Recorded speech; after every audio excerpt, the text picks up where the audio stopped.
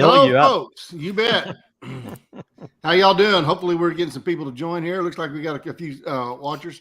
Today, we have a great opportunity to discuss weather. Now, living in Oklahoma, weather is always a subject, and everybody has opinion, and none of them are right. So, I'm anxious to talk to some professionals and see where we go. But first of all, Brian, let's talk a little bit about the markets. Yeah, let's go ahead and do that. Let's see. Let's take a look. Okay, so both crude and natural gas kind of fell off this week. Natural gas has been fighting off some stubborn production, and there's speculation that some of the demand is not really going to come through. And we're actually going to touch on that with our friends at Prestige Weather, which we'll talk about them in a second, but these guys are experts. And as much as every time that I visit Bill in Oklahoma, I mean, he is watching the weather, and there's a lot of weather nerds. But I mean, the thing is that these guys, when I think about weather, this is what I think. A wizardry school here in America. Yeah. So it's like a wizardry school, but the more that we talked with these guys, we realized It's not sorcery, it's science. yeah. So anyway, these guys are really on point, and we're going to kind of dive in deep on the tropics, what that might mean for the rest of the hurricane season, what that might mean for the winter. And when I look at the markets, crude oil is falling off a little bit because of some concern around some of the Jackson Hole and Jerome Powell, natural gas because some of the fundamentals. But what Energy Rogue does is we provide a service, $89 a month, and you have access to over 150 charts that go into supply, demand, exports, imports, storage, stocks, pricing, forward pricing for natural gas, NGLs, crude oil, refined products, electricity, and some more. So if you are interested, there's links down below. Reach out to us, connect with us. You can book a meeting if you're curious about it. But one of the main reasons that we really wanted to talk about this today is when you take a look at the crude oil market in the United States, a lot of people don't realize this. We import 7 million barrels a day. A lot of people, okay, well, we import, but we also export 4.6 million barrels a day. So take a look at this. When we look at the demand, we look at refining imports or inputs and crude exports. So what we track is kind of the delta between the imports and exports that really impacts how much is going into stocks. So when you look at that, that means 7 million barrels are coming into the country and 4.6 million are going out. That doesn't mean that 3 are coming in. They don't net because they're different types of crude. So that impacts ships. And we're going to cover the ships in just a second. But when we take a look at natural gas, we import production from Canada. So Canadian wildfires have played a factor into that this season. But when we look at demand and you look at LNG, roughly 12%, just 12% of our demand is going into LNG exports. So this is for destinations in Europe, in Asia, and via pipeline into Mexico. But the LNG exports, so you have 12% of the market that is going on ships. And when you take a look at the Gulf of Mexico, this is what we look at. This is marine vessel traffic. We don't use them. We're not a subscriber. It's just a very convenient source. But this is where you can see all the ships. Look at all these ships. These are massive ships. These are bringing, what's the size of some of these ships on the crude oil side, Bill? On the crude oil side, they're really creative. They call it very large crude cargoes or VLCCs. Anyway, they're like 1 million barrels. Yeah. So you have 1 million barrels in just one of these ships. And then you add in ships that are coming in and out of Corpus Christi. Some of those are LNG. Each one of these LNG tankers is about 3 BCF or 3% of the US market. One ship. And the US has 4 ships coming in and out of the terminal every day. So that's kind of our rate. So if that gets disrupted, you can have a large imbalance in what your supply demand portfolio is. Now all of a sudden your demand side has dropped by, yes, I am going geeky. Thank you, Bill. So so anyhow, this is very, very impactful, and that's why we wanted to partner with experts. And if you are interested in Prestige Weather, there's a link down below. A pardon me, a subscription is only like $5 a month or something. It's insanely cheap for what you get. You get access to seasonal forecasts, and every day there's new content that is coming in the weekly Mid-Atlantic. So if you want to get serious on weather, these are the guys to talk to. But when we wanted to open this up, we really wanted to talk about kind of what the tropical season, which we're always concerned with the Gulf of Mexico, but there's also impacts over here. So I'm gonna stop going geeky and open it up to Brendan and Ashton with Prestige Weather. So we're so grateful to have you here. So hey guys, pleasure. Yeah, good to be here. Yeah, thanks for having us, for real. And by the way, I did have the chance, and myself and Ashton had the chance to see last week's live stream. And I mean, you guys give us too much credit. I think y'all did a really good job at forecasting last week for the golf. You guys could be some meteorologists. I'll tell you what. It's a very good job. I think you summarized it very well. Well, thank you. Thank you. So it's going to be like it's because we hot in the summer and cold in the winter. I mean, that's really where I go. Easy. Well, yes. Anyway, guys, thanks so much for the introduction. And I'll just introduce myself, and I'll have Ashton introduce himself too. My name is Brendan McGlynn, and I'm one of the co-founders of Prestige Weather Consulting. We started this company just literally 3 months ago. And, you know, our goal really is to provide an effective communicative tool to those that are on all different spectrums of meteorology. If you know very little or you know a lot, we want to be able to talk to you and provide kind of more detail. I know a lot of folks can go on TV, they can go on their phone. There's so much access to a lot of what we're going to go over today. But the other component of it is understanding the why, you know, why these systems are forming, why the Gulf is so high. We'll get into all that here in a bit. So really, it's about providing a level of understanding beyond the information that we get on a daily basis. So we've been currently serving direct-to-consumer customers. We're, you know, of course, as Brian and Bill mentioned, we're partnering with them and kind of going into a different sector, which is commercial. And, you know, Brian and Bill and all 4 of us, we've all talked about the importance of meteorology in this sector. I mean, it's critical. And Bill, I've joked with you before in that you yourself have said weather, weather, and weather, right? And, exactly. And couldn't have said it better yourself. So we're really looking forward to sort of exploring this commercial opportunity. Brian, you mentioned, you know, directing to our website. I would like to also add that if you are a business and more in the commercial of energy and natural gas, get in contact with us first, prestigeweather@gmail.com. The $5 a month is really for our direct-to-consumer clients, and it provides a portfolio more appropriate for them. But if, you know, you, of course, would like us to go above and beyond, which I'm sure you do in terms of HDD, CDD, GWDD, we would be happy to sort of explore a package that's right for you. So be sure to email us, prestigeweather@gmail.com. Get in contact with us, and we can set up a meeting and go into more detail and set something up. Yeah, so, Brendan, do y'all watch anything in the Gulf of Mexico? Do you ever? Always. Do you? Okay. Because I thought that'd be kind of a good place to, because we are talking about the tropics, right? Right. And that has cascading effects all throughout, doesn't it? Absolutely. No, of course. And, you know, we talked before the stream about, you know, really the main impact zone.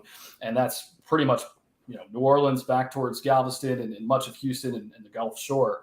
So the Gulf is very critical. And, you know, of course, it's been a relatively quiet season. We did have the landfall of what was Tropical Storm Harold in Texas that affected Corpus Christi. That brought some heavy rainfall to an area that actually is still experiencing drought, although it's not the worst part of the drought in Texas, but they are experiencing drought. So flash flooding has been the concern there, some damaging winds, but that's moved on. But other than that, it's been relatively quiet. But we could actually be seeing some activity really start to ramp up here as we go into the next month or two. And some let's introduce Ashton. Yeah, go ahead. I don't want to forget about that. So I'm Ashton. I'm also a co-founder over at Prestige Weather.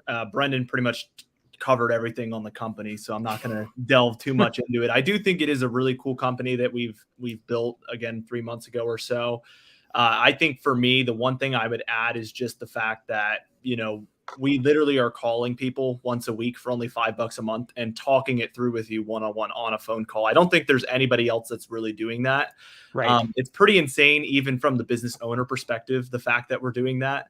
But it's been really cool to meet a lot of you and have more one-on-one interactions about the weather and just educating in general, and just having a different approach that really I think is going to have a helpful impact on pretty much everybody and anybody. Again, business owners, but even everyday people have really utilized our resources as well. So, I mean, it's been extremely nice. Also, some of you may know me from Direct Weather as well, which is my YouTube channel.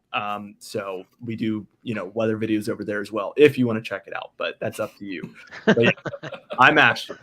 Wait, Ashton, Brendan, thank you so much, because you guys are absolutely experts when it comes to this, and weather is very impactful in the energy markets. And one of the things that a lot of people don't realize, even people in the industry, is that there was a hurricane that came through. I believe it was Rita. It came through and hit Mont Belvieu, which knocked off liquids, which meant production in Wyoming got shut in. So, I mean, the thing is that weather the energy business is so interconnected that right now people are watching European weather to see, are they going to top out their storage, because that may impact LNG ship outs, which then correlate back to the US markets. And that's one of the things. So let's take a 10,000 foot level, and then maybe you can show us a few things and talk a little bit about El Nino, what that's done to the US, and then what that means for the tropics. Does that sound like a good plan? That sounds great. Yeah. And I know we've talked about this before. Top-down approach is important to us. And I'll touch quickly on one of Ashton's points before we get started. One of the things I wanted to mention is, yes, there are a lot of companies out there, quite a few in the consulting game, that do a lot more info dumping. We do provide information that's relevant to this industry, and are more than willing to do that, but we also explain it so that way you can understand beyond the numbers and really get that clarity. So let's go ahead and take a look here. I'm going to start first. Am I sharing my screen, guys? Yes, you are. Yep. Perfect. So want to start first with El Nino, and this is from NOAA. Really drives home the point here. This is our land and ocean temperature percentiles from January to July of 2023. Take a look at this. This is, by the way, showing you what the sea surface temperatures are and the land temperatures, and the contrast that with historical records. Wow. In 174-year history that NOAA has kept records, we have never seen the Gulf hotter. We've never seen the Atlantic hotter. This is record warm temperatures. Now, there's a thing in meteorology we call the ideal gas law, and I'm going to spare you the math, but what it comes down to is when I increase my temperature, I increase my pressure. And so, Bill, we talked off stream about the heat down in Oklahoma. My goodness, you can't catch a break. And the reason why is because the Gulf is so hot. And when the Gulf increases sea surface temperatures, you actually get high pressure. And that ends up encompassing what is not just the Gulf, but Texas and Oklahoma and states along the Gulf Shore, Alabama, Mississippi, down towards the Panhandle of Florida. So we're seeing that certainly take shape here. And we've seen that over the last several weeks for those that have lived inland. A lot of record high temperatures even today across the Midwest. But yeah, I mean, we've seen very warm temperatures for the Atlantic and the Gulf. And with water, what we have to understand is when we have record high temperatures in these two regions, that means that it takes longer to cool down. So we were talking about this leading up to the presentation today, and myself and Ashton have had this conversation throughout the last couple of weeks. Usually this season, a lot of folks think, okay, well, peaks out around late August, early September, and then it starts to kind of tail off. Not so fast, because if we have very hot temperatures in both the Atlantic and the Gulf, and even also for the Pacific, that's going to take longer to cool down. It's not like land. See, land is a lot quicker to change temperature, but water, because it absorbs that heat, it takes a longer period of time to cool down, meaning that could actually prolong the season and thus the window of opportunity for tropical development. Let's start first by taking a look here at the Gulf. Let me just click off of this for a second. And while Brendan switches, if anybody who's watching and they have a question, drop it in the comments. We should be able to see all of them. So be sure to ask questions, because Bill and I are going to ask some questions in a little while. I'm just getting excited now. Great. And yes, please, please, if there's any questions from the chat, and Bill and Brian, if I missed anything, just interrupt me, and we'll get those questions answered. And by the way, for those watching too, don't worry. You can be as sophisticated as you want. If you want me to do a QG derivation, we'll do it. But I'd be happy to sort of dive into the Gulf here, because this, I think, is a more immediate issue. So we're taking a look here at the GOES 16 satellite. By the way, all the websites that I go through today, this is all public domain, right? College of DuPage is a wonderful source. Tropical Tidbits is one that I'm sure you guys are very common with. We aren't using our own weather models here. A lot of the resources we use is a lot of which you guys are familiar with. But again, you're going to find that a lot of these explanations might help to clear up any confusion you might have or any questions you might have. So this is the GOES 16 satellite that the College of DuPage Meteorology is showing. And it does really indicate quite a bit of convective activity near Cuba and the Yucatan Peninsula. And notice the rotation on this. If you really make it out, it might be somewhat hard to see.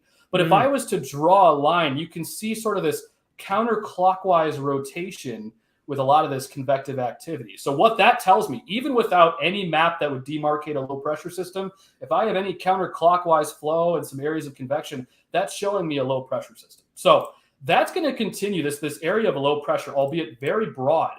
It's going to continue to move off here to the west. And as we were talking about before we got on the stream here, this low pressure, when it moves west, remember that we also have that counterclockwise flow. So what does that mean for the Gulf? When that moves west, you actually cause some moist and warm air advection on the eastward side of the low. And you're going to see that here in the models in a second. And so what that entails is, if we have a really warm Gulf, which right now, for perspective, the sea surface temperatures here in the Gulf is really anywhere between 81 to about, say, 84 degrees Fahrenheit. Incredibly warm, right? Well, that's going to provide a great opportunity for some convective development and even potentially some tropical development later on into the middle of next week. So that's certainly something to keep in mind. And a lot of the ensembles that we use, which, by the way, ensembles kind of give us a blend or a general average of what we can expect going forward. A lot of those are hinting at a favorable environment for the Gulf. And as we talked about here at the top of our conversation, I mean, me and Ashton have talked about this quite a bit. It's been very quiet in the Gulf of Mexico. I mean, we just had Tropical Storm Harold make landfall. That was sort of away from your impact zone that you mentioned at the top of the stream. That was the South Texas one? That's correct, yeah. Okay. Right along Corpus Christi, Galveston. That moved off to the west and eventually became a tropical depression. But other than that, it's been very quiet, guys. I mean, we haven't really had much in the way of activity. We know towards the beginning of the season, we had the Pacific be very active. We just saw Hillary and what it did to California. But for this impact region, it's been very quiet. But we do expect things to pick up here. So keep that in mind. We're going to take a look at the latest in terms of our models. This is the GEFS. And as I said before, it's an ensemble. So it's taking a whole blend of models and providing a general average. We're going to start first with a metric that's really important, and that's wind shear. We already highlighted the fact that the Gulf is going to be very warm, and it's going to continue to stay warm as we go through the latter half of the hurricane season. But we also have to factor in wind shear. Reason why I mention this is because I think a lot of folks out there get really hung up on the fact that, well, if we have really warm waters, that automatically is going to equate to an active season. Not so fast. One of the parameters that we have to look at is wind shear, because storms hate wind shear. They don't want to deal with it, right? Because that can actually essentially leak into the storm, for lack of a better term, and really help to perturb its development. So as we go forward, keep an eye on this, right? Again, this is the GEFS here. And as we go forward, watch what happens to our shear values. The anomalies start to really drop off once we get to the 31st. Now that's the 12Z. Let's take a look at the 6Z, because this actually has more of a longer range here. And you can even see the extent of which really decreasing. Now, keep in mind, if we do get any tropical development in the short term, and this would be up till September the 4th. So think about a week or about a week and a half. Through Labor Day.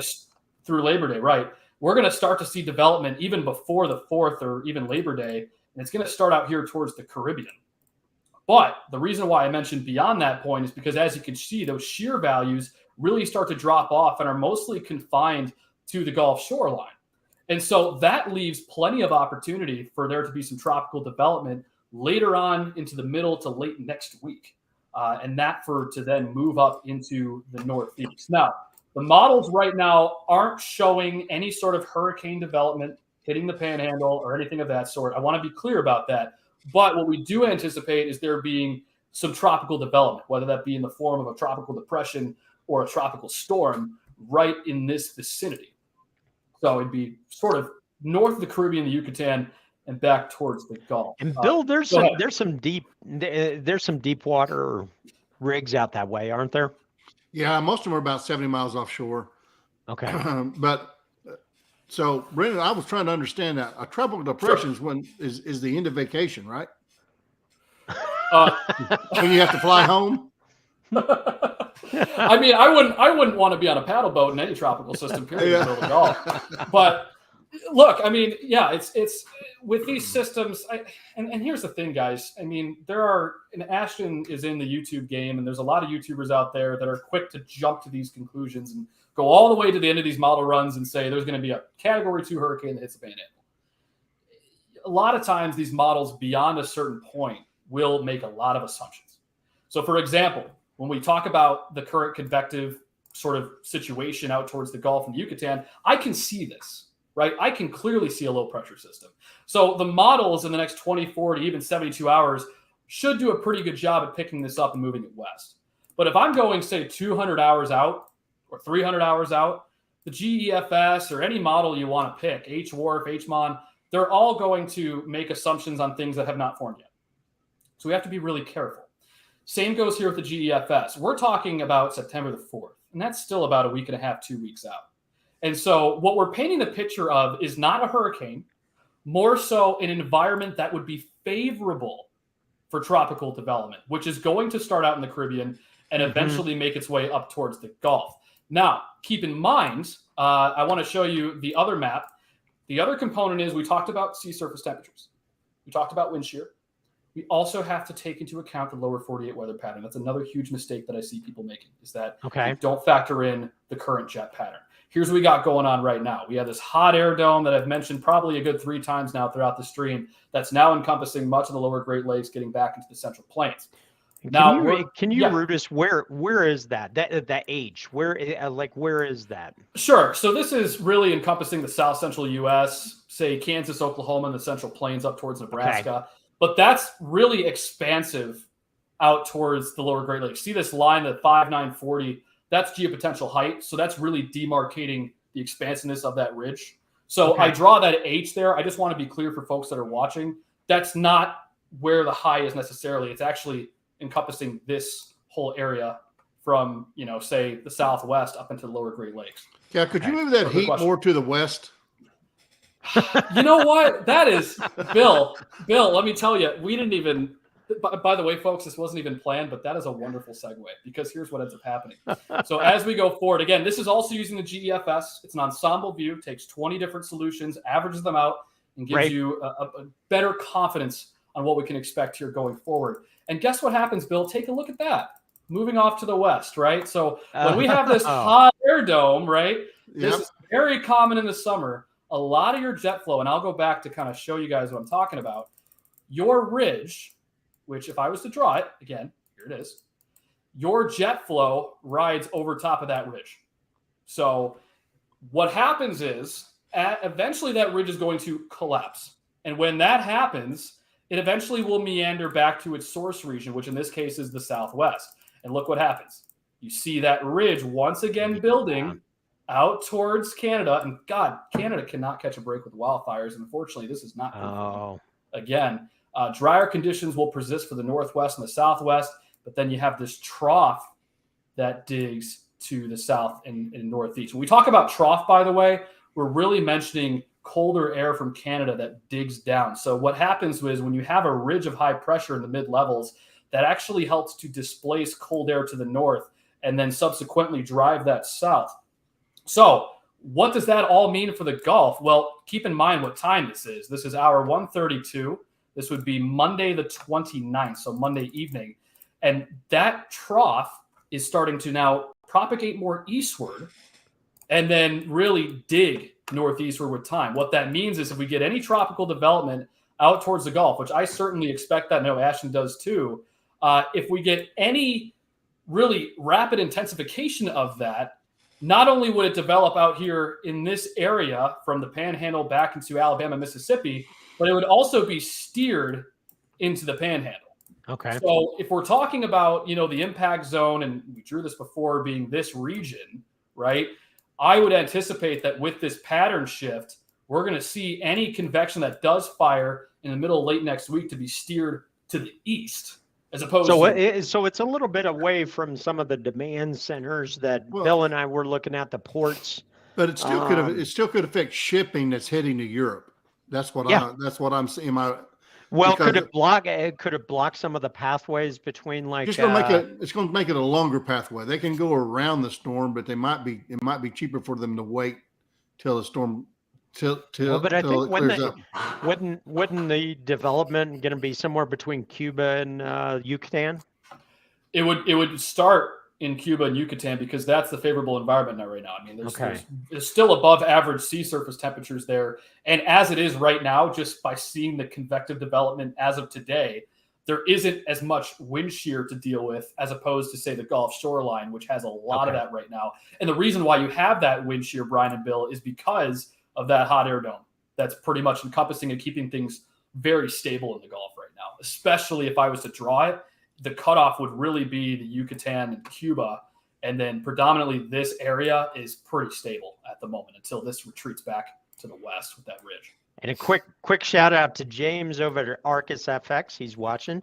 So James, thanks for stopping in. He's over in South Africa, and he is one of the best technical traders that I've ever seen. And so internationally, there's interest in the tropics because that impacts some of the shipping lanes that we talked about, and that LNG has 4 ships coming in and out of terminals every day in the Gulf of Mexico.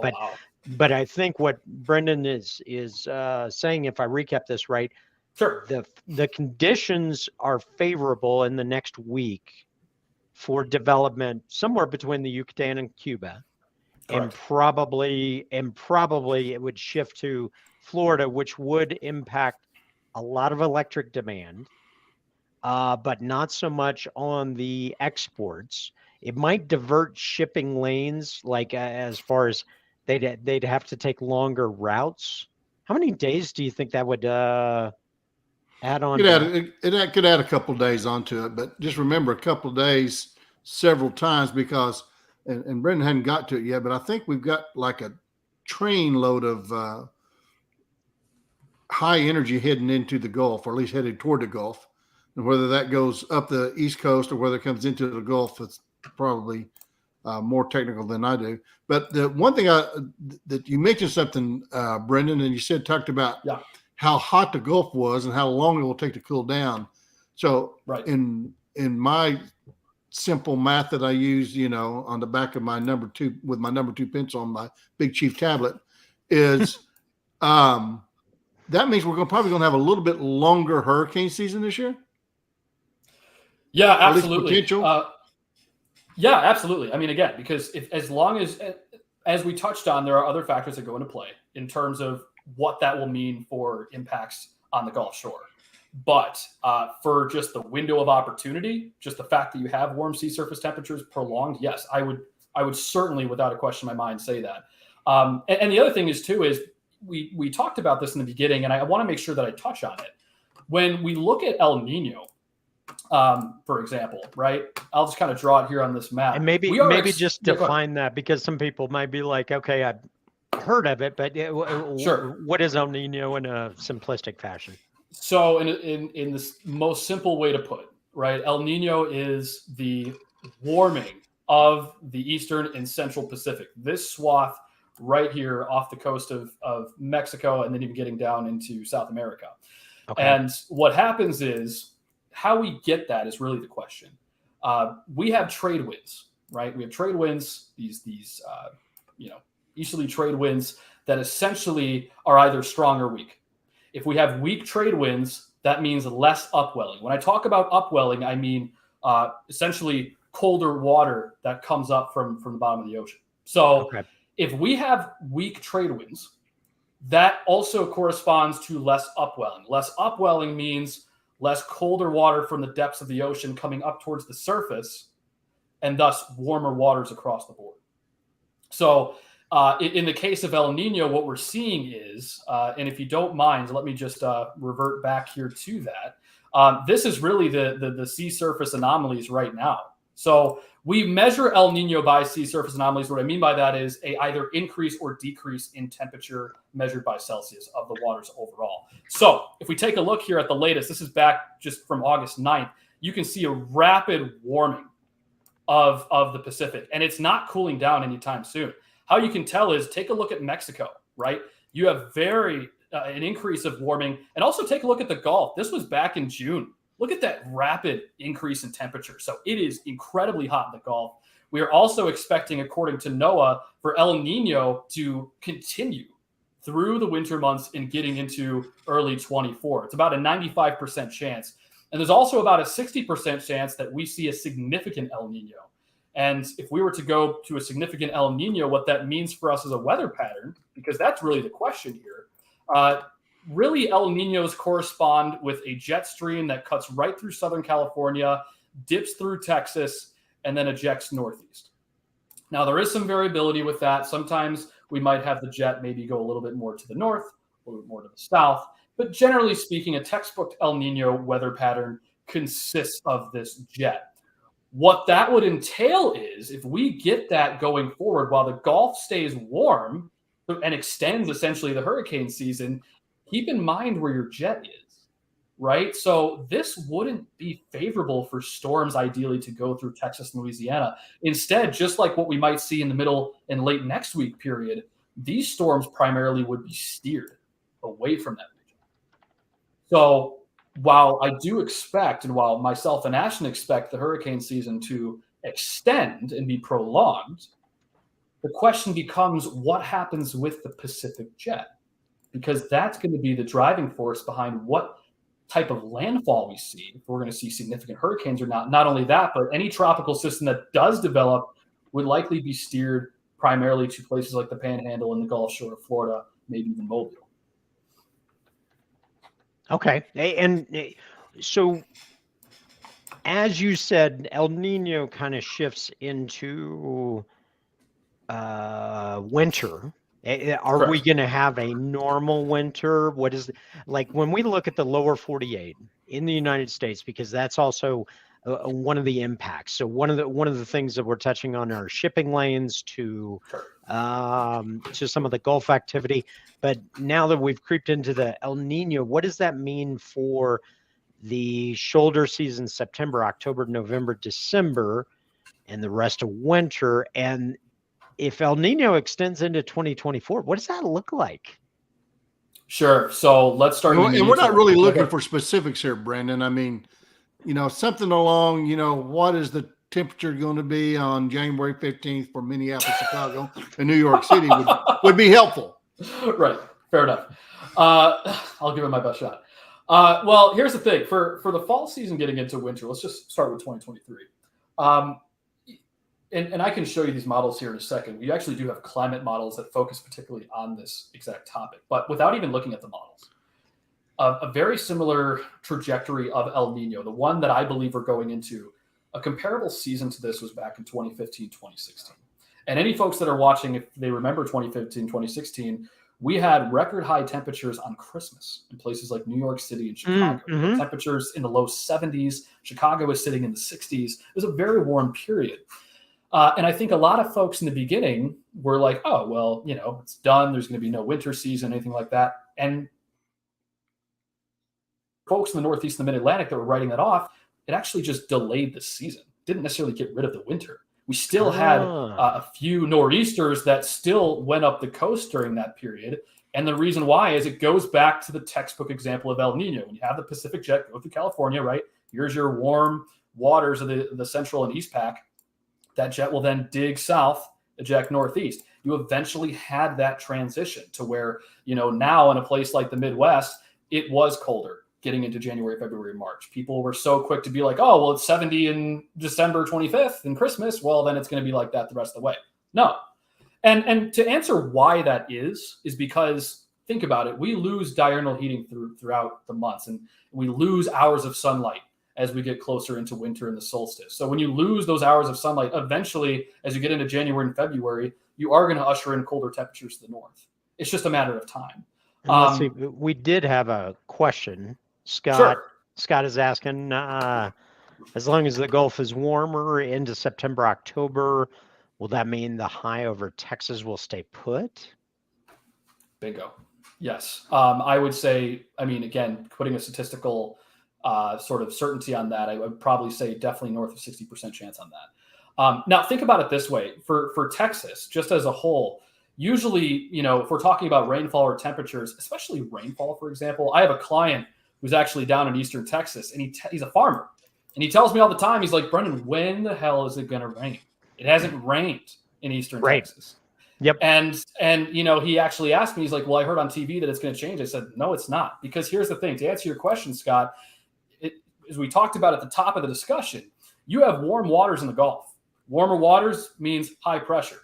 As long as those waters stay hot, and because it takes longer to cool down those sea surface temperatures, that means that high pressure is not going anywhere, at least for the next few months. So if I was to, kind of summarize that from a model point of view, we use things like the CFS or the CAN-SIPs to really interpret this. If you give me just a second here, I can pull up the region for you. We can focus here on the south central U.S. This is really taking a look at 500 millibar. Notice, by the way, just overall anomalies for height, right? So this is showing more of a zonal flow. And also, it's not showing it on the map with our temperatures, but it wouldn't cool down until January once we start to lose diurnal heating and then eventually cool off those waters. And that's when you should start to see some activity pick up in terms of just shower and thunderstorms for January, February, March along that region. So to answer your question, Scott, and I hope it did, the answer simply is no. And I don't really expect that to change until at least maybe late November, early December at the earliest. So let's see. James says we won't be needing a winter jacket. Depends where you are. It depends. If we're talking about the Midwest, right? And I'll go back to the textbook example. Eventually, you will. It probably won't be until January, February, early 2024 when you start to usher in that Canadian cold temperature. By the way, if I can, Brian and Bill, for just a second, if I can pivot, I know. Are you guys familiar with the polar vortex? Yeah, as a matter of fact, James at Arcus FX just asked about that. Oh, perfect. So, polar vortex, we hear it a lot, right? So how we get that, and I mentioned this in the middle of the discussion, is when you have a ridge of high pressure, you then subsequently have a trough, okay? And so that ridge will help to displace what we call circumpolar lows. These lows, or polar vortex, essentially circulate what would be counterclockwise around the North Pole. And so when you have a ridge that sort of builds up into the Canadian prairies, that helps to essentially displace these circumpolar lows and then steer it down into the Midwest. And so I've had actually clients, for example, that are in the lower Great Lakes, especially along the lakes, that have said, are we going to have a snow season? Because a lot of folks are forecasting dry conditions. I think it's going to be relatively dry and sort of slightly below average for our temperatures out towards the Great Lakes and much of the Midwest, because, again, eventually we will see those cold snaps come in around January, February, I presume. But if you're along the lakeshore, right, keep in mind, it's not something that's really a focus of this conversation, but you also have warm lakes. And so when you have backdoor cold fronts move through, you can get lake effect snow. So we can't rule out snow for our friends in the eastern and central Great Lakes, because those waters will also take longer to cool down. And so if you have a cold front, precipitation actually increases the demand, because when you have the precipitation along with cold, it feels colder, so people turn up the heat a little bit more. Yeah, and I think, well, that's great to segue, because I really believe that our lake effect snow season this year, you cannot rule it out. It really boils down to the mesoscale of meteorology, and we're talking about those little bands of snowfall in the northwestern part of Indiana, if it's Grand Rapids, Buffalo.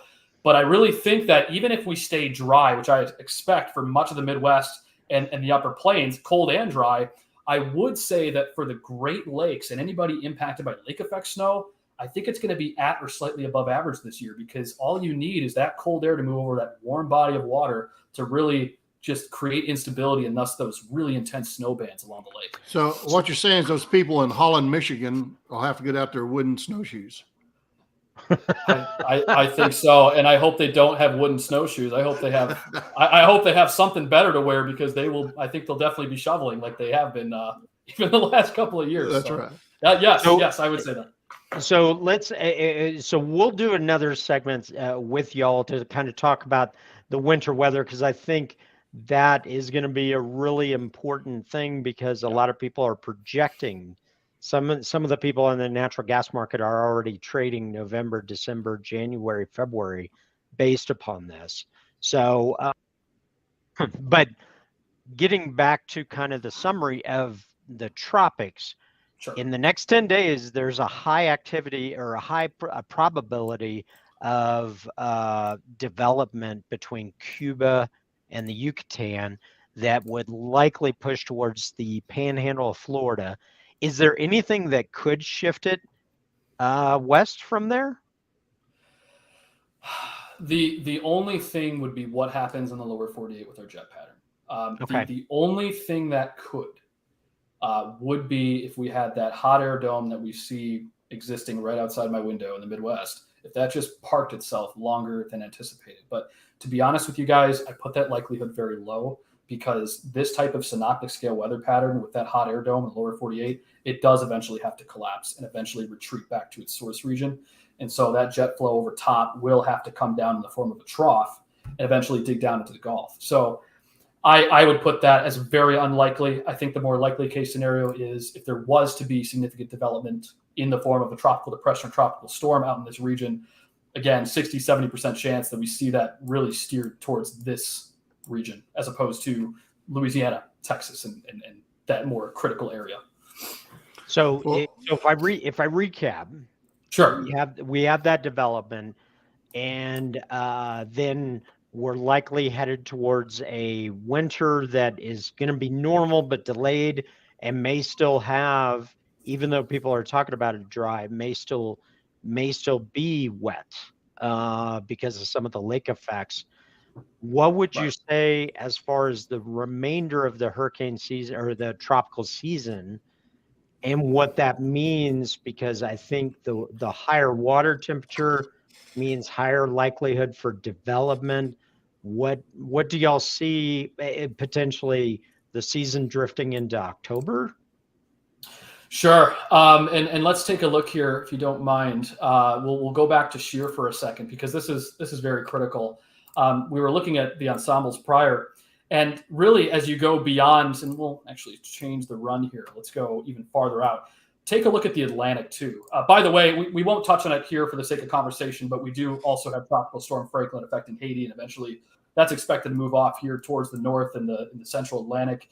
I'll say right now that there is the potential of maybe some Atlantic influence, or it might get close to the shore, but again, that is very, very far out. So I know there's been people out there circulating that Franklin could make impacts on the eastern seaboard, but we are way outside of the time frame for that. So I just want to touch on that real quickly. But as far as your question's concerned, again, we look at temperature, we look at shear, we look at overall weather pattern, as well as even the El Nino, the climatology of that. And what that would spell is, with El Nino, we continue to see sort of this meridional flow in the U.S., but as we go forward, watch what happens in the Atlantic. This is a very favorable environment. Your shear is just completely eradicated by the time we get to the beginning of September. And keep in mind, because our waters are still warm, we could certainly continue to see sort of a conveyor belt of convection anywhere within this region and points east. Turning our attention back to the Gulf, though, you notice that at least from the GEFS interpretation, it tends to keep the shear still around with the dig of that trough, and mostly confined here to the panhandle of Florida, even getting back into Mobile. But yet in this area that we've been focusing on quite a bit during this discussion, which is the Yucatan back towards Cuba, there's a nice window of opportunity from the time of the middle to late next week, getting into the beginning of September into Labor Day. So Okay. I would really say that for the immediate term, we'll break this down short term, long term. Short term, I would say definitely keep an eye on the Gulf. Not going to sit here and say we're going to have a Cat 1, Cat 2, right? That is still in question, period. But this overall environment, while it's not showing a lot of tropical development, this environment is very much primed for there to be some convective initiation going forward into the middle of late next week. And that, of course, given the environment back towards the Gulf, could result in some tropical development going forward, and then eventually impacting the panhandle. The long-term view on it is not only keep an eye on the Gulf, but then turn your attention to the Atlantic getting into September, because again, water will take longer to cool down, but the wind shear value is a huge drop off with our wind shear anomalies. And tropical systems, guys, they love that. They love an environment that does not have to deal with really strong wind shear.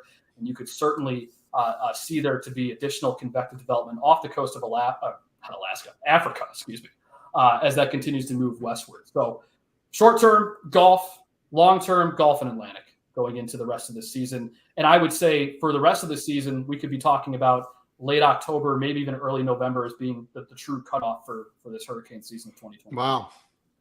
Are you able to give Scott a little hope that Texas could cool off?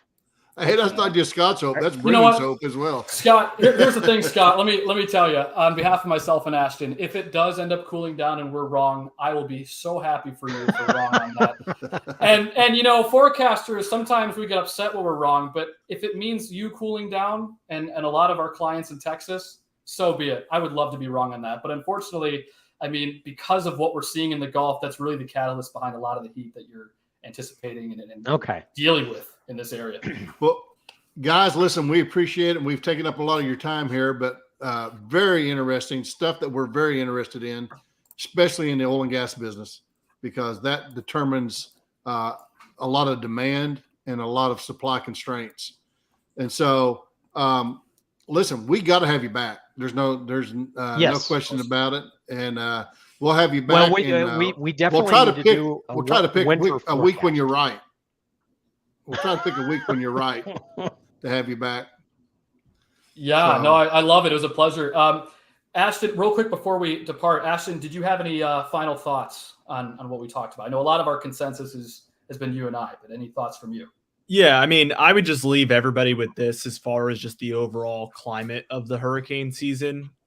This is something that I discuss a lot over on my YouTube channel, and it's, you know, one of my favorite things to talk about in the weather. Is there is a lot of question marks, and I think this is going to be a season where we really just have to take it week to week. For instance, a week ago we had 0 potential systems or even areas of probability in the Atlantic for multiple weeks before that as well. And then we instantly jumped into like 5, I think, potential tropical cyclones, most of which ended up actually developing to a certain extent. So this is a very on and off season, I think, is what we have ahead like that.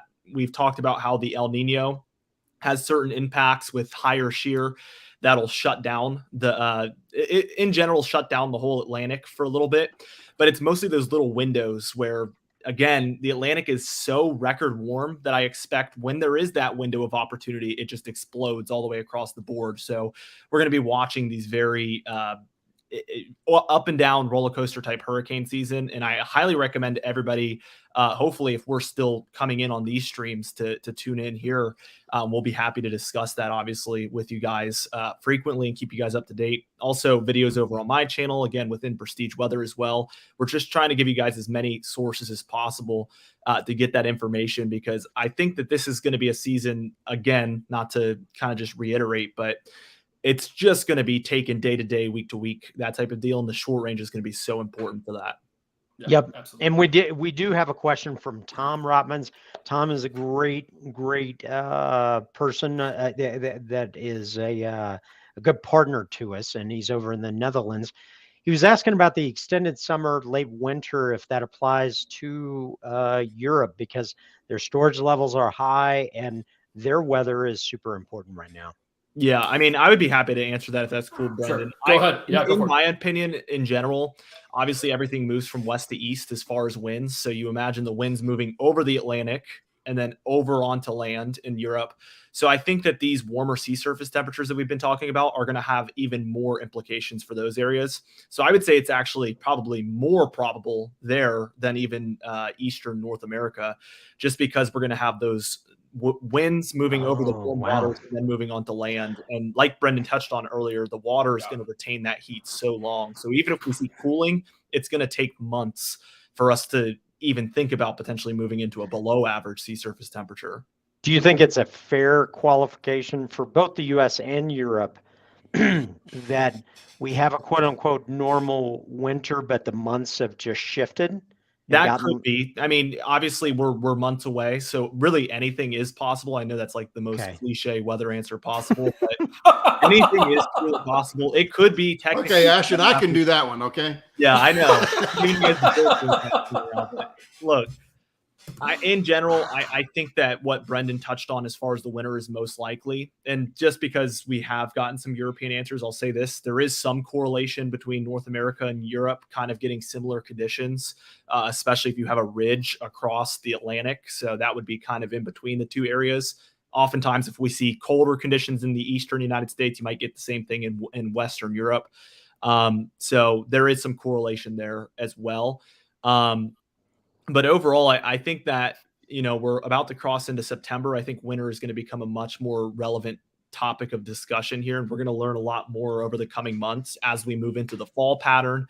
And by the way, I mean, we were talking about it earlier, but I definitely think that the hurricane season will linger a little bit this year. Again, usually it's those temperatures that will start to shut things down as we move into the colder times, like October, for instance, which is usually kind of a wild card month for hurricane season. It could be either be on or off, but I certainly expect an on October this year, just because we are looking at temperatures, as Brendan talked about, 1 to 2, even 3 degrees Celsius above average. So it's just going to take longer for us to get to those cooler temperatures to where tropics won't be a concern anymore. Maybe even early November. Can't really rule that out ever either for some tropical concerns. So I think we're in for a long one. It's mostly just going to be those pauses for a week or more at a time where it's like, oh, nothing's happening. Maybe it's going to be a quieter hurricane season, but then there'll just be that window and it should just turn right back on in a big way. I'm going to say this, even though it's, just a hypothetical, but if we had a La Nina right now instead of an El Nino, this would probably be up there with 2020 hurricane season, which was a very, very historic one. I think the worst one ever.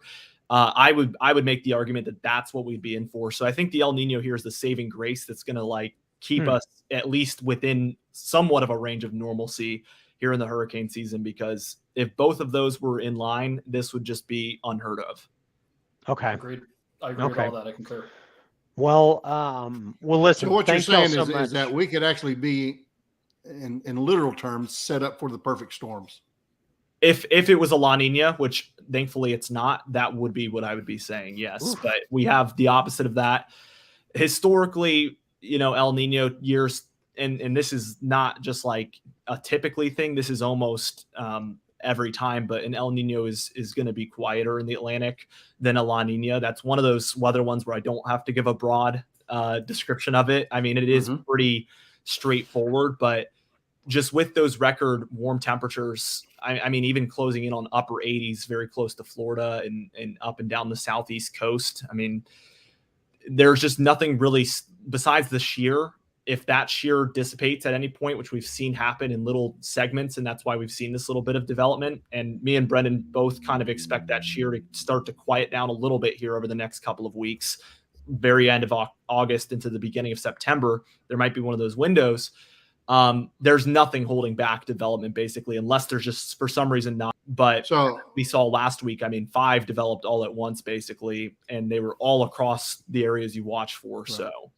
So if that jet stream we were talking about this from the El Nino goes even 100 to 200 miles north of what that path you drew, Yes. That's going to change that wind shear quite a bit. That would change everything. That would be like game changing. And I mean, what we looked at earlier was that ridge is expected to move westward, which could open things up a lot more for the Gulf. And Brendan, correct me if I'm wrong, but I think that is probably the cause of the decreasing shear for the most part over the Gulf here coming up, is that ridge sliding back west. So, I mean, everything's kind of lining up, but it's all just potential. You know, we talked about the potential area of low pressure there between the Yucatan Peninsula and Cuba. There's no guarantee. Even if everything's perfect in weather, it might not end up happening, but it's just a signal right now that we're really watching for. And I think that by the time we're doing another stream, we're going to have a very clear picture of exactly what to expect in that area, because we'll probably be days away from that at that point. So we'll move closer and have a lot more info on that. Ashton, just for information, the term perfect weather is never used in Oklahoma. Yeah. Well, yeah, I mean, I would assume rarely. I mean, it's funny, a lot of you Texas and Oklahoma people saying like, I wish it would cool down, but really cool down is like 90 still. So yeah, exactly. Yeah. We had a cold front come through the other day. It was 99. I'm going, really? Yeah. I actually had a piggyback question. Okay. So we talked a lot about things that would happen in the next 10 days, 15 days, and even over the next 6 months. If we had this same conversation 2 weeks from now, how dramatic could the shifts be? Well, I mean, so talking 2 weeks from now, that's like an interesting time frame, because 10 days is usually the range of most models and guidance that we have. So looking at 14 days is kind of in the question mark territory. Okay. I mean, besides climate, obviously, like I said, we're going to have a warm Atlantic here for the next couple of months. There's no doubt about it. We're going to have the El Nino for the next couple of months, and absolutely no doubt about it. So those are the things I can say with certainty. But in 2 weeks from now, we'll be looking at a whole different time frame entirely. Like, we're not even hardly looking at that right now. So that's going to be just like our next pattern that we're watching. It could be the same thing, it could be completely different, but we're going to, do our best to get into it.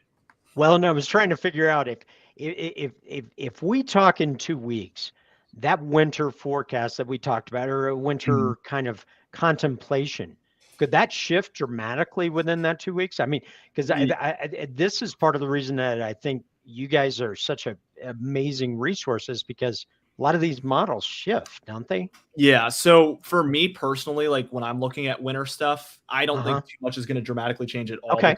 2 weeks. I don't think much is going to change between now and the very, very beginning of December, which is when my final winter outlook will be, just because the only factors that we're really taking into consideration now is the ENSO, which is the El Nino Southern Oscillation. So that is that El Nino there.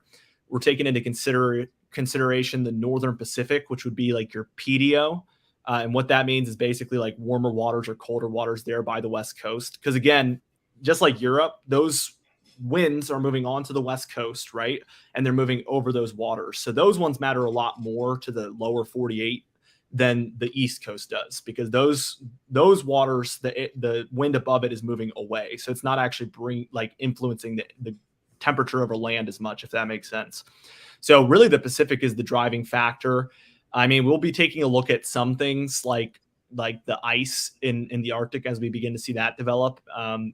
Usually between now and December, for instance, what I'm going to be watching for the most, I don't know if this is what Brendan would do, but he'll let us know. But what I'm going to be watching for is, are we going to see a warmer pattern where all that cold air is going to stay up there in the Arctic and keep building, getting colder, more snow, more ice? Because that would be like a ticking time bomb where we're seeing it get worse and worse.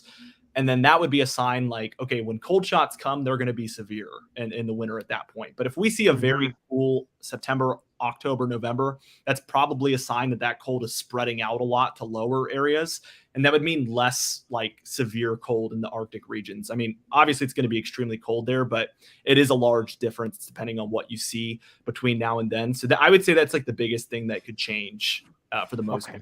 I would also agree with Ashton. The one thing I'll also piggyback on with you, Brian, to your original question, is that the reason why I like to use, and Ashton does, the ensembles, is because you get that general average. It really helps the forecast confidence. Now, here's the caveat to that.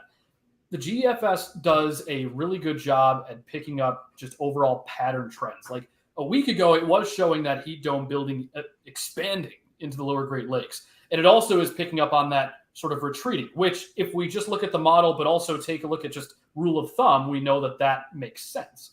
But what it doesn't do is it doesn't look at the mesoscale. When we talk mesoscale, we're talking about thunderstorms, we're talking about convection in the Gulf. Those factors have more variability there. And really you use that kind of model for general pattern changes. So to Ashton's point, there's not really much variability in terms of the synoptic pattern. There can be sometimes in terms of the timing, but usually when it picks up on these strong signals of a ridge building or a retreating or a trough digging, usually does a fairly good job at that. But what we still have to answer as we get closer to that X date is what the ingredients are for that forecasting, for thunderstorms or for the Gulf. Is there moisture? Is there shear? That we really can't resolve until we really get about a few days before that point you're talking about. Right. Okay. And also another point, because I forgot your original question was about models, and I didn't on that. For me, I don't use the models as much for long range stuff like that. Usually if I am, I'm using it to see what the sea surface temperatures are going to change, slightly how those are going to change. But I'm not actually looking at like what the long range model is saying the temperatures are going to be like in 4 months, because Brendan knows as well as I do that it's going to flip all the time. And it's really just a guessing game for the models, at least. So you're trusting the model's interpretation of all those things I just mentioned, like the ice, the Pacific temperatures, things like that. And then that model is taking whatever the people have put in for it to, interpret things as, and then give you a plot of what those temperatures could look like. But I would much rather just myself, from experience, just look at what it thinks the sea surface temperatures are going to be like, and then take that foundation and add that in. I mean, we do look at historics as well, but that's really just a comparison for what we're seeing currently. So, yeah, I don't think that much is going to change. Usually, based on El Nino or La Nina, you have a really good base of what to expect, especially with precipitation patterns. I mean, you see a massive difference between La Nina and El Nino for winters, especially out west. It's like night and day. Okay. No, that is definitely good. And yeah. You gonna handle that question there, Brian? Let's see. We just About had the a locust question. singing? Yeah. Yeah, let's see. I'm kind of, this might make a couple people upset, but those types of things are, not necessarily what I use for my forecasts. I'll put it that way. That's a very nice. I do. That's where we disagree. I guess. I love the birds. So, I've noticed that, like the caterpillar one, the orange caterpillar or whatever it is. I've noticed that like every year I'll see pictures of both. Like people are like, oh, I see a fully black one. It must be a really warm winter. And then I'll see somebody being like, oh, it has an orange band, so it must be like a really cold winter. You see both every year, so it's just mixed signals. I don't put too much stock into it. I'd say the most realistic one, in my opinion, is like the amount of acorns and stuff that like oak trees put out. I have seen some years where like there'll be a ton of acorns all over my yard, and then I'm like, oh, it was a really cold winter after that too. But how would the trees know what the weather's going to be like? But here's the thing, Ashton. I mean, we agreed up to this point, my friend. But if you told my dad that, he is now 65 years old and says, well, if my knee hurts or it's achy, that means that, we're going to have bad weather. So he goes by the classic kneecap rule of thumb, not even the insect. But that can be backed by pressure. Yeah, right. Because I actually have a trick shoulder that way. I actually worked at a utility here in Colorado, and my shoulder would hurt, and 6 hours later, a cold would push through. And it took me a while to figure out the correlation. Yeah. And it's like, oh no, this is a leading indicator. So maybe the locust. I think we might be onto something here. Well, we'll have to dive into that. So that would mean that it would be a conspiracy theory that all the surgeons who are fixing those are trying to keep people from knowing what the weather's going to be. So listen, to everybody watching this live or after, please join us for the next live cast, because Brian, Bill, and Brendan are going to try and change Ashton's mind. It's going to be a force. It's going to be a force of nature, but we're going to do it. We're going to convince Ashton that I'm actually busy that day, unfortunately. So, Ashton, the most leading indicator I ever saw, there was a group in Chicago. It was a trading group that were on the first floor of a building, and there was a weather channel on like the 10th floor. And so they would wait till the weatherman walked in and they would see what he was wearing. If he was wearing a coat or whether he's bringing an umbrella, that's how they did their trading based on what the weatherman was wearing coming to work. So that was before we had, there are some natural indicators. Yeah. Yeah. Well, and that's part of the reason Ashton and Brendan are the weather people on the 10th floor in that analogy. Everybody else, we're on the first floor. So we're like, well, what are they saying? So Ashton, Brendan, I listen, we've kept y'all a very long time. I know we've had a lot of people listen in. Thank you. Please like, subscribe. And if you're curious about the weather and you really want to get serious, there is a link down below, Prestige Weather. It's insanely $5 a month. I mean, it's insanely cheap. If you want to learn a little bit about energy fundamentals on the supply, on demand, imports, exports, if you're serious about that side of the business, on the energy side, our website is down below. It's Energy Rogue, energyrogue.com. And you can book a meeting with us. You can connect with us if you have curiosity. If you're here because you're trading, James at Arcus FX, he participated on the on some of the comments. He is a phenomenal technical trader. So I don't have his information linked down below. As long as I don't forget, it's Arcus FX and it's ARCFX. ARCIS FX. Yes. Yeah. So the thing is that Ashton and Brendan are doing a wonderful, fantastic, very much needed aspect, taking a look at weather and how that might impact industries, companies. There are people within cities that could use this. There are people everywhere that can use this. We use this because we're going to be modeling some demand forecasts, on electricity, on residential, on commercial, and these guys are going to be super impactful to your business any which way. If you're serious about weather, Prestige Weather, link down below. If you're serious about the energy business, our links are down below. Did I miss anything? I was just going to mention. Oh, go ahead, Bill. Go ahead. No, go ahead, Brendan. I was just going to say, and as I mentioned at the top of the stream, $5 a month if you're looking just to join kind of the retail package of it, just the direct to consumer. But if you're a business in this sector and want a more detailed view and more hands-on, we can customize that for you. Sort of what that portfolio would look like if you're going to want to come onto our commercial suite. If you're interested in that, prestigeweather@gmail.com. Again, prestigeweather@gmail.com, and we can set up a meeting, myself and Ashton, and speak to you and get something going. So, Brian, it sounds like after all this technology and all this stuff that's been spent, what it gets down to answer my final question was, I think I can hold off till late October to close the pool. Yes. Because that's what the entire thing was about. Exactly.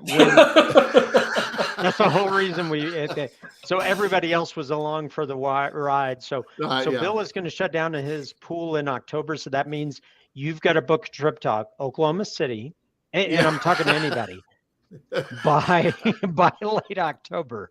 So I'll be there. If you wait till after Halloween, you ain't swimming in my pool. Listen, guys, we appreciate it.